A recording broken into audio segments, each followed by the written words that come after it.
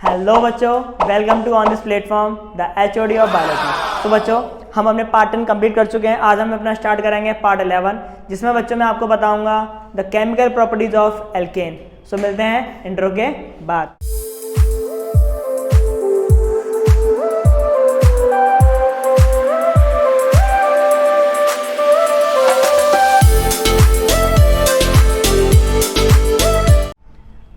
हम लोग बच्चों स्टार्ट करने वाले हैं क्या, the chemical properties of alkene.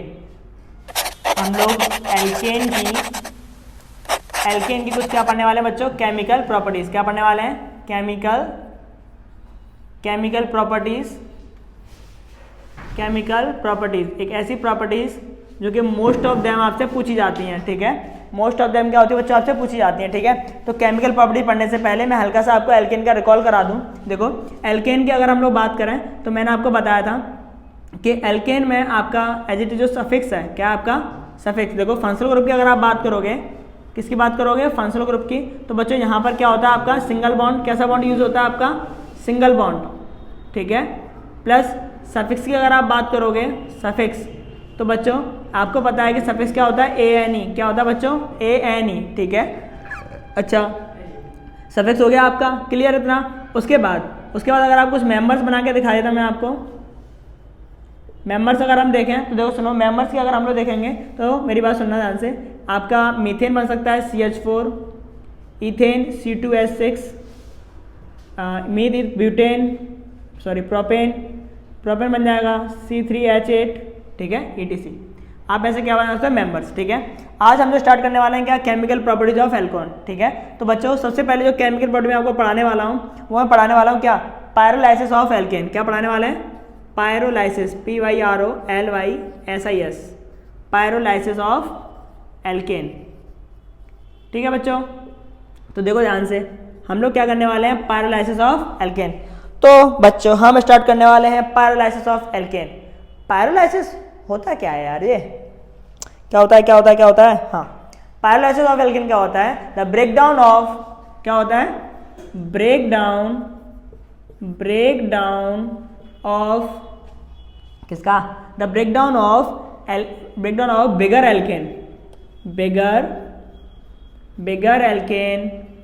Bigger alkane into smaller alkane and कुछ मॉलिक्यूल बन जाते हैं किसके, एल्कीन के, किसके, एल्कीन। तो समझ में आया, पायरोलाइसिस ऑफ एल्केन क्या होता है, breakdown of bigger alkane into smaller alkane and alkenes, ठीक है। तो देखो बना लेते हैं। जैसे कि बच्चों मैंने आपको ले लिया यहाँ पर, क्या, पेंटेन। क्या ले लिया मैंने, पेंटेन ले लिया बच्चों। क्या ले लिया, पेंटेन।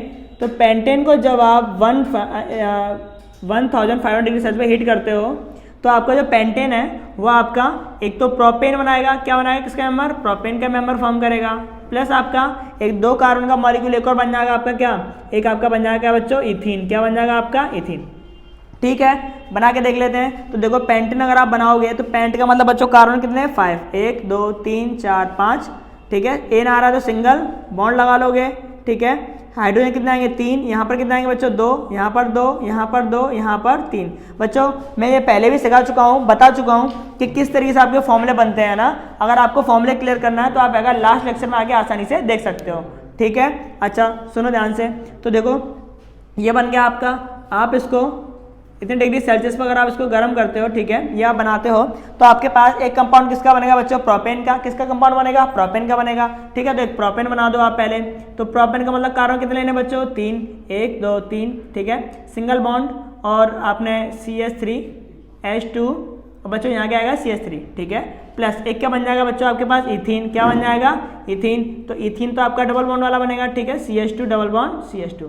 बच्चों आप देख लेना, रिएक्शन बैलेंस है आपकी, ठीक है। कंबाइन करके लिखना चाहो तो लिख सकते हो। ये कितना हो गया बच्चों आपका, C5H, 3 और 2 5, 6 7 8 9 9 और 3 आपके कितने हो गए, 12, H22, ठीक है। सेम चार्जेस पे रखोगे आप तो क्या बनेगा, C3H8 प्लस क्या बन गया, C2H4। तो समझ में आया बच्चों। इसको हम लोग क्या बोलेंगे, पायरोलाइसिस ऑफ एल्केन, ठीक है, जिसमें आपका जो एल्केन होता है वो आपका स्मॉलर एल्केन में, ठीक है, किसमें, स्मॉलर एल्केन में, और प्लस आपका स्मॉलर एल्केन और प्लस आपके कुछ एल्केन के मेंबर्स में क्या जाता है, ब्रेक हो जाता है, ठीक है। तो ये था आपका पायरोलाइसिस ऑफ एल्केन, ठीक है। इसके बाद अगर हम लोग सेकंड प्रॉपर्टी की बात करें, किसकी बात करें, सेकंड प्रॉपर्टी की, तो बच्चों सुनो ध्यान से, सेकंड प्रॉपर्टी में कराने वाला हूँ क्या, ऑक्सीडेशन ऑफ एल्केन, क्या कराने वाला हूँ, ऑक्सीडेशन ऑफ एल्केन। तो बच्चों चलो इसको मैं रफ कर दूँ, थोड़ा सा जगह हो जाएगी, इसकी सॉल्व ले लो आप लोग फटाफट से ना। सेकंड प्रॉपर्टी हम लोग पढ़ने वाले हैं क्या, ऑक्सीडेशन ऑफ एल्केन। तो बच्चों हम लोग सेकंड प्रॉपर्टी स्टार्ट कर रहे हैं, ऑक्सीडेशन ऑफ एल्केन। तो बच्चों देखो ध्यान से, जब आप ऑक्सीडेशन ऑफ एल्केन करते हो, यानी कि एल्केन में क्या करोगे, ऑक्सीडेशन, तो आपको पता है अकॉर्डिंग टू रूल्स, आपको पता है एल्कोहल का मेंबर ही बनना है आपका, ठीक है। तो जब भी आप एल्केन का क्या करते हो, ऑक्सीडेशन, ठीक है, इन प्रेजेंस ऑफ O2, तो आपको पता है क्या बनेगा, एल्कोहल बनेगा, क्या बनेगा, एल्कोहल, ठीक है। प्लस कुछ ऐसे ऑक्सीडाइजिंग एजेंट भी हमारे पास जो भी ऑक्सीडेशन का काम करते हैं, ठीक है, जैसे कि अगर आपने एल्केन ले लिया है, क्या ले लिया है, एल्केन, और अगर आप एल्केन को प्रेजेंस ऑफ कॉपर में रिएक्ट करते हो तब भी बच्चों आपका क्या बनता है, एल्कोहल, क्या बनता है, एल्कोहल, ठीक है, एल्कोहल बनता है, क्योंकि copper is a good oxidising agent है आपका, अच्छा ऑक्सीडाइजिंग एजेंट की तरह काम करता है। प्लस अगर आप एल्केन को in presence of molybdenum oxide, molybdenum oxide के साथ अगर रिएक्ट करते हो, मॉलिबेड्रम ऑक्साइड के साथ में, तो इज अ गुड, आपका काफी अच्छा ऑक्सीडाइजिंग एजेंट होता है आपका, ठीक है। तो ये डायरेक्ट बना देगा क्या, एल्डिहाइड का मेंबर, किसका मेंबर बनाएगा बच्चों, एल्डिहाइड का, ठीक है। अच्छा अगर आप एल्केन को सिल्वर ऑक्साइड Ag2O के साथ में बच्चों रिएक्ट करते हो तो आपका ये पर्सन फॉर्म करेगा डायरेक्ट कार्बोक्सिलिक एसिड का, किसका मेंबर बनाएगा, कार्बोक्सिलिक एसिड। तो बेटा ये कुछ ऐसे ऑक्सीडाइजिंग एजेंट होते हैं जो कि आपके डायरेक्टली ये स्ट्रक्चर फॉर्म करने के लिए रिस्पॉन्सिबल होते हैं, ठीक है। तो ये था आपका ऑक्सीडेशन ऑफ एल्केन जो कि हमने खत्म कर लिया, ठीक है। अच्छा और हम क्या पढ़ेंगे इसमें, अच्छा हम लोग इसमें एक प्रॉपर्टी और पढ़ेंगे, वो हम पढ़ेंगे क्या, सब्स्टिट्यूशन रिएक्शंस, ठीक है। कौन सी रिएक्शन पढ़ेंगे बच्चों, सब्स्टिट्यूशन रिएक्शंस। इतना समझ में आया क्या, ठीक है। इसकी सॉल्व ले लो, मैं तीसरी केमिकल प्रॉपर्टी लिखने वाला हूँ, ठीक है। तो देखो सुनो, इसके बाद हम लोग क्या पढ़ने वाले बच्चों, सब्स्टिट्यूशन रिएक्शन। तो बेटा सी कौन सी रिएक्शन होती है आपकी, सब्स्टिट्यूशन रिएक्शंस। तो बच्चों सुनो, सब्स्टिट्यूशन रिएक्शंस कौन सी होती हैं, इन रिएक्शंस को हम लोग क्लोरीनेशन भी बोलते हैं बच्चों, क्या बोलते हैं, क्लोरीनेशन, ठीक है, क्लोरीनेशन भी बोलते हैं। ये रिएक्शन हमेशा किस में कब होती है आपकी, प्रेजेंस ऑफ सनलाइट, किस में होती है, प्रेजेंस ऑफ सनलाइट। बेटा ध्यान से समझना, काफ़ी इंपॉर्टेंट है ये वाली आपकी, ठीक है। कहाँ पर होती है आपकी, प्रेजेंस ऑफ सनलाइट में होती हैं। ओ प्रेजेंस ऑफ सनलाइट, भाई क्या बात है, फोटोसिंथेसिस, अरे नहीं यार फोटोसिंथेसिस तो नहीं है, देखो सर तुम लोग ये मत सोना कि प्रेजेंस ऑफ सनलाइट है तो फोटोसिंथेसिस हटा, नहीं यार ऐसा नहीं है, ठीक है। लेकिन देखो क्लोरीनेशन क्यों बोलते हैं हम लोग इसको, क्योंकि आप इसमें पता है मीथेन का मेंबर लेते हो, उसको रिएक्ट कराते हो किसके साथ में, क्लोरीन के साथ में, इन प्रेजेंस ऑफ सनलाइट में, ठीक है। तो आपका क्या होगा, क्लोरीन जब तक रिएक्ट करेगा जब तक कि सिंगल बॉन्ड भी खत्म हो जाए, यानी कि हाइड्रोजन का हर एक बॉन्ड आपका रिमूव हो जाए, ठीक है। तो ये इसका रिएक्ट करेगा तो क्या बनाएगा, CH3Cl प्लस क्या निकाल लेगा आपका, एक रिमूवल ऑफ 1 हाइड्रोजन और एक Cl, क्या निकल जाएगा, HCl। फिर ये फिर से आपका सेकेंड स्टेप में क्या आएगा, CH3Cl फिर से Cl2 के साथ रिएक्ट करेगा इन प्रेजेंस ऑफ सनलाइट, तो ये फिर से क्या बना लेगा, CH3Cl2, ठीक है। एक Cl बच गया, एक हाइड्रोजन यहाँ से निकला आपका, तो ये आपका क्या बना लेगा, देखो ध्यान से समझना, ये आपका क्या बना लेगा, फिर से एक HCl, ठीक है। अच्छा यहाँ पे कितना निकलेगा आपका, H2 निकलेगा, ठीक है। तीसरे स्टेप में आप जब लोगे इसको CH2Cl को रिएक्ट करोगे इन प्रेजेंस ऑफ Cl2, देन ये आपका फिर से इसका रिएक्ट करेगा और क्या बनाएगा, CHCl3 प्लस क्या निकाल लेगा, HCl, क्लियर है। उसके बाद आप जब CHCl3 को यहाँ लाओगे फिर से रिएक्ट कराओगे क्लोरीन के साथ में इन प्रेजेंस ऑफ सनलाइट, तो बच्चों क्या बन जाएगा, कार्बन टेट्राक्लोराइड CCl4 प्लस क्या निकलेगा आपका, HCl। तो ये स्टेप आपकी रिएक्शन तब तक होगी जब तक कि आपका सारे हाइड्रोजन रिमूव ना हो जाए। तो क्या बन जाएगा, कार्बन टेट्राक्लोराइड, यानी कि लास्ट कंपाउंड क्या बनेगा, कार्बन टेट्राक्लोराइड, ठीक है। क्या बना लेगा, कार्बन टेट्राक्लोराइड, ठीक है।